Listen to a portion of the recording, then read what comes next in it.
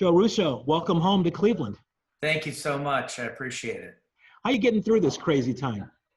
It's we've been quarantining now for a couple of months out here. It seems that each state's got their own rules they're following. California has very specific rules. I've been spending a lot of time with my family, and I'm just using this, frankly, as it's great family time, and it's been a great experience. We're watching a lot of movies together. We all cook dinner together every night. Feels like when I was a kid growing up when we used to do Sunday dinners, except and with our big Italian family, except these Sunday dinners are happening every day of the week. You look great. You getting any weight eating all these Sunday dinners every I'm day? doing okay. My daughter's got me doing intermittent fasting and gluten-free now. So I've been doing really well, actually. Been able to focus on eating right for the last 2 months. So I'm feeling good. Joe, you obviously know Cleveland well. This is where you grew up. What words of wisdom could you give to the folks back in your hometown?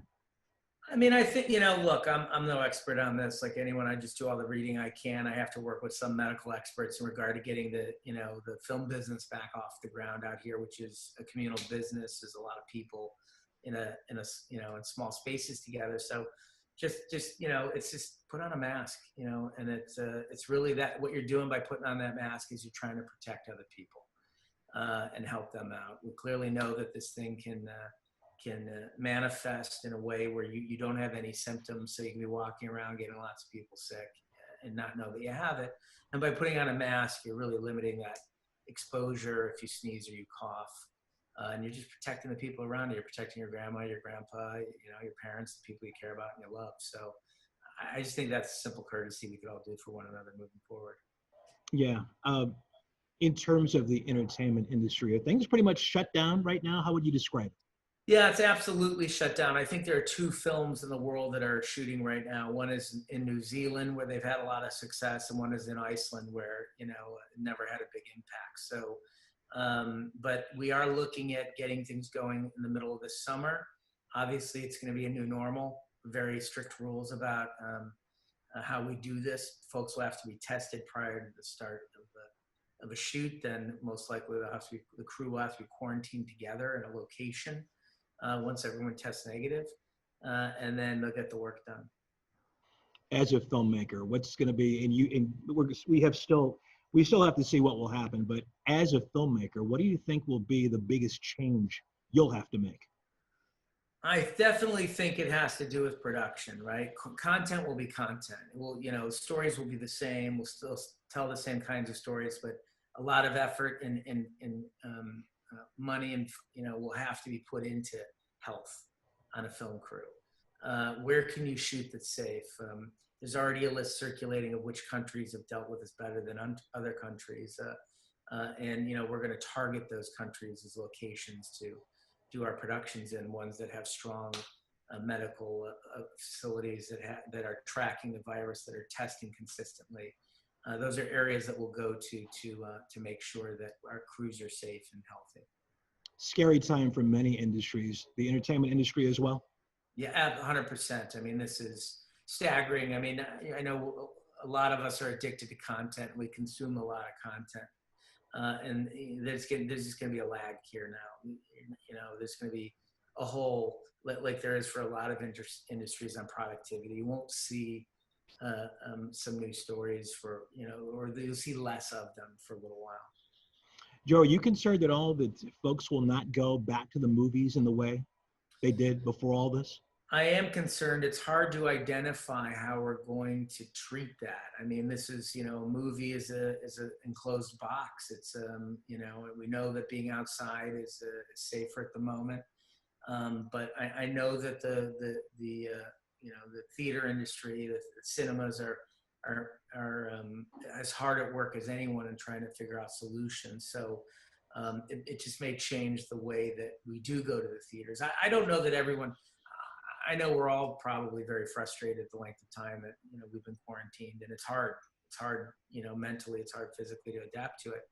I just think people are going to want to get out again at some point, and they're going to want to go out in the world. We just have to find a way for them to do it safely, and I'm sure that that movie theaters are hard at work in figuring out how to do that. Are you getting any indication out there as to when The governor's gonna open We're theaters? not getting indications, no, because I think the theaters are still trying to figure that out as well. And again, it's market by market, right? Because every state is dealing with this differently. Some are more restrictive than others. So, you know, it's hard when you don't have sort of a national plan that, you know, that you can execute. So I think it's going to be a little bit play it by ear, like everything. It's like Disneyland's trying to get back open. You know, how does the cruise ship industry recover? How do sporting events happen? You know, how do we do all this safely? I think it's going to be a lot of the same answers. Is, you know, probably going to have to pre-screen people coming through the door for temperature checks. You know, I'm sure once we get faster testing, you know, I know it exists, but we don't have it in an ubiquitous manner yet. Is 15-minute testing. You can, you know, I'm sure we're going to be testing people depending on how long this thing stays with us. Yeah. You can test them in the moment. You get a wristband and you can go in. You know. You said you're spending a lot of time with your family, getting to know your Yeah. family very well, eating lots of nice dinners every night. But if you had to spend your quarantine with one Avenger, who would it be? Avenger. Oh boy, that's a good question. Who would be the most entertaining? I would probably say Ant-Man because he's got the best sense of humor, and he can shrink down and get in the grocery store without a lot of exposure. How about that? I love that answer. That's great. That's great.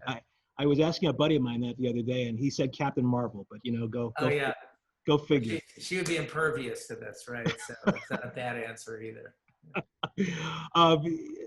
As we wrap up here, I guess in terms of your hometown, what do you miss the most about Cleveland, Ohio? Oh man, I miss the food. I miss the people.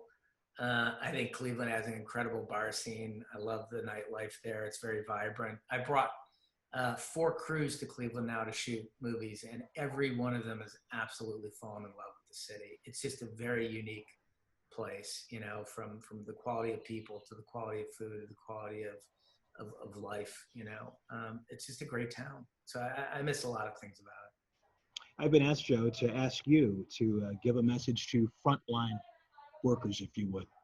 Yeah, I mean, I think we thank them from the bottom of our hearts. I mean, we have to look at this like a war, and they are out there fighting battles and risking their lives for us to keep us all safe. And that's why I think the best things that we can do for them is to help them stay safe by limiting exposure.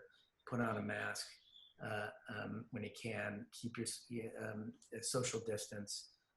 You know, limit your social activities until we know that we've got this thing under control. And I think that's the least we can do for these people who are out there risking their lives for us. And final question for you: when things do get back to normal, what's on deck for the Russo brothers? What's next? We've got a couple of projects we're working on. There's an action film that we're developing that is in the middle of a bit of a competitive situation right now as to where that's going to land.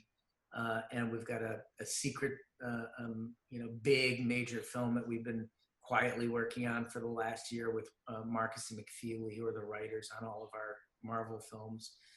We'll announce that probably in the fall, what that is. And there's another big secret project behind that. So there's lots to do and lots to figure out in this new landscape, in this new world we're in.